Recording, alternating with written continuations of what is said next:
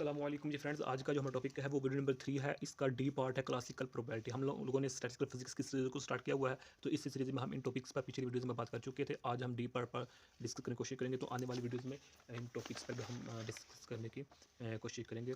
तो ये देखते जाएँ। तो ये अभी फ़िलहाल हमने ना हाफ सीरीज़ लिखी हुई है, तो हाफ सीरीज़ इंशाल्लाह रहमान इसको मुकम्मल करने के बाद डिस्कस करेंगे। तो आइए आज के टॉपिक स्टार्ट करते हैं। बिस्मिल्लाहिर्रहमानिर्रहीम सल्लल्लाहु अला मुहम्मद सल्लल्लाहु अलैहि व वसल्लम। क्लासिकल, अच्छा ये हमारे पास है जो हमने ये तीन क्लासिकल प्रोबेबिलिटी, इम्पिरिकल प्रोबेबिलिटी और एक्सोमेट्रिक प्रोबेबिलिटी, जो तीन प्रोबेबिलिटीज़ हैं ये अप्रोचेज़ हैं किसकी प्रोबेबिलिटी, यानी कि हम प्रोबेबिलिटी को तीन ही तरीक़ों से डिफाइन कर सकते हैं। उन पहले तरीक़ों में से पहला तरीका हमारे पास क्लासिकल प्रोबेबिलिटी का है। Classical probability is the statistical concept that measures the likelihood of something happening. Likelihood का मतलब क्या है कि probability का, ओके। यानी कि क्लासिकल प्रोबेबिलिटी क्या होती है कि स्टैटिस्टिकल कंसेप्ट है ये। Classical probability, classic statistical concept क्या करता है कि जो करता है, जो कुछ हो रहा होता है उसको मेजर करता है, ओके। सिंपल अल्फाज में मैं ये कह सकता हूँ कि it means that every statistical experiment will contain elements that are equally likely to happen।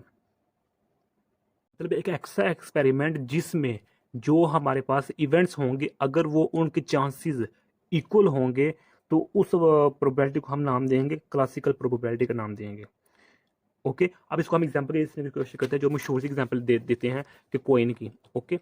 अगर कॉइन को हम टॉस करते हैं तो इसका या फिर हेड आएगा या फिर टेल आएगी, दो ही बातें हैं। यानी कि कॉइन को टॉस करेंगे तो हमारे पास दो आउटकम्स है, या हेड आएगा या टेल आएगा, ओके। तो ये क्या है हमारे पास, ये इक्वली, दोनों का क्या है, इक्वली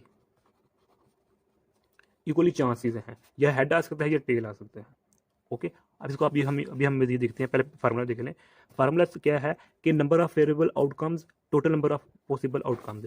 यानी कि इसमें हमें अच्छा कहा जाता है कि कॉइन को हमने ऊपर टॉस किया तो देखिए कितने परसेंट चांस है कि जो हेड आएगा। तो सबसे पहले हम देखेंगे इसमें सैंपल क्या है। सैंपल हमारे पास हेड है।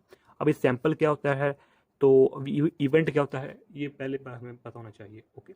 तो सैंपल मेरे पास हेड भी आ गया और टेल भी आ गया। यानी कि हेड क्या है, इवेंट नंबर 1 है, और टेल क्या है हमारे पास, इवेंट नंबर 2 है। जब ये दोनों इवेंट्स, यानी कि तमाम इवेंट्स को, तमाम आउटकम्स को, जब तमाम रिजल्ट्स को आपस में ऐड करते हुए हमारे पास सैंपल बन जाता है।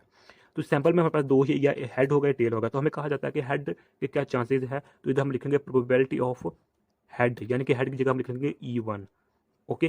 कितने परसेंट चांस है कि जो इवेंट नंबर E1 है, यानी कि हेड आएगा, तो वो हमारे पास है 1/2।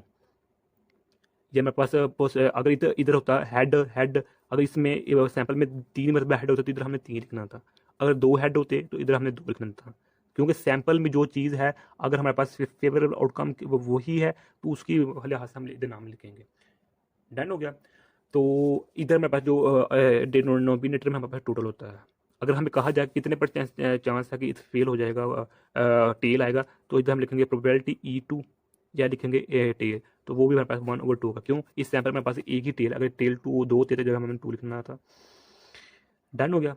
तो यही फार्मूला है हमारे पास कि number of favourable outcome. Favourable outcome क्या है, हम क्या चाह रहे हैं, हमारे फेवरेबल क्या है, पास होना का। तो जब हम पास की कंडीशन क्या है, हमारे पास 1 है, सॉरी हेड की 1 है, तो इसमें कि इस केस में पास फेल की टेल की 1 है।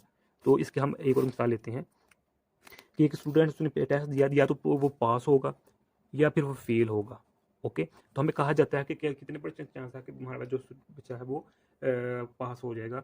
तो देखें कि इसकी में जो सैंपल होगा वो होगा हमारे पास पास होगा और फेल होगा, ओके। तो ये हमारे पास इवेंट E1 है, ये हमारे पास इवेंट E2 है। तो जो हमारे पास प्रोबेबिलिटी E1 होगी वो हमारे पास पास 1 ही है, तो और डिनोमिनेटर में 1 2 2 इवेंट्स हैं, तो हमारे पास ये आ जाएगा। अगर हम E2 की बात करें, कि फेल की बात करें, तो हमारे पास इस सैंपल में फेल F1 है बस। तो डिनोमिनेटर में टोटल 1 2 2 इवेंट्स है, तो इधर हम 2 लिख लेंगे, ओके। तो ये है हमारे पास फार्मूला। ये फेवरेबल क्या है हमारे पास आउटकम, और total number of possible outcome. Outcome कहते हैं रिजल्ट्स को, ओके। अब इसकी हम एक और मिसाल इस दिन समझने की कोशिश करते हैं। अच्छा, इस फार्मूले को हम कई अल्फाज में चेंज कर सकते हैं। तो यानी कि मैं ऊपर लिख सकता हूँ number of outcomes in event, okay. इस जगह मैं लिख सकता हूँ number of outcomes in event, इस जगह मैं लिख सकता हूँ number of outcomes in sample space, number of outcomes in sample space मैं इस जगह लिख सकता हूँ। बस वर्डिंग का चेंज होता है, लेकिन जो मायने होती है वही एक ही होता है। ओके, अब हमें हमारे पास सपोज करें हमारे पास एक लूडो का दाना है। ओके, तो हम जानते हैं कि लूडो के से 6 साइड्स होती हैं, तो 6 साइड पर क्या क्या होता है, एक साइड पर हमारे पास 1 पॉइंट होता है, दूसरी साइड पर हमारे 2 पॉइंट होते हैं, तीसरी साइड पर हमारे पास 3 पॉइंट होते हैं, और चौथी साइड पर हमारे पास 4 पॉइंट होते हैं, एक पाँचवीं साइड पर हमारे 5 पॉइंट होते हैं, और छठी साइड पर हमारे पास 6 पॉइंट्स होते हैं। डन हो गया। ओके, तो अब हमें यह कहा जाता है कि कितने परसेंट क्या नाम होते हैं चांस है कि जो मेरे पास जो पॉइंट 4 पॉइंट वाली साइड है वो आ जाएगी। ओके, अगर इसको हम इवेंट E1 का नाम दे दें, तो कितने परसेंट के इवेंट E1 में क्या है हमारे पास कि हम देखना चाह रहे हैं कितने परसेंट चांस है कि जो मेरे पास वो 4 पॉइंट्स वाला इस साइड वो कितने परसेंट हैगी, तो वो हमारे पास हो जाएगी। तो मैं लिख लेंगे probability E1 is equal to 1/6। क्यों इधर 6 क्यों लिखा, क्योंकि हमारे पास 6 साइडेड है, टोटल साइड 6 हैं, तो फार्मूले के अकॉर्डिंग हम 6 लिख लिया। अब 1 क्यों लिखा, क्योंकि इस 6 साइडेड में हमारे पास एक ही साइड होती है जिसमें 4 पॉइंट्स होते हैं, इसी वजह से हमने 1 लिख लिया। ओके, तो इसको जब हम ये सॉल्व करेंगे तो हमारे पास जो आंसर है वो 1 ये आ जाएगा। ओके, तो अब अगर हमें कहा जाता है कि जो हमने लूडो का दाना टॉस किया है, तो इसमें देखें कि कितने परसेंट चांस है कि जो मेरे पास जो 9 है वो आ जाए।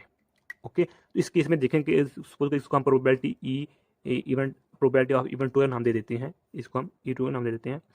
तो इसमें हमारे पास 0 चांस है, ये टोटल डिनोमिनेटर में हमारे पास 6 आएगा। क्यों, क्योंकि हमारे पास 6 साइडेड है। अब ऊपर 0 क्यों आया, क्योंकि लूडो के दाने में हमारे पास 1 पॉइंट होता है, 2 पॉइंट्स होते हैं, 3 पॉइंट्स होते हैं, या 4 पॉइंट्स होते हैं, या 5 पॉइंट्स, या ज़्यादा 6 पॉइंट्स होते हैं। 7 पॉइंट्स, 8 पॉइंट्स, 9 पॉइंट्स नहीं होते। तो हमें ये कहा जा रहा है कि 9 पॉइंट्स कितने परसेंट चांस है कि 9 पॉइंट्स वाली साइड आए, तो इसमें 9 पॉइंट्स वाली साइड होती नहीं, तो इसलिए हमने जैसे 0 लिख दिया। तो इसका क्या मतलब हुआ कि ये 0 हो जाएगा, तो इसका मतलब हो गया कि इम्पॉसिबल कि लूडो के दाने को जितनी मर्जी आप ट्रायल करते रहें, उसमें कभी भी 9 पॉइंट वाला हिस्सा नहीं आएगा, क्योंकि उसमें है ही नहीं 9 पॉइंट वाला हिस्सा।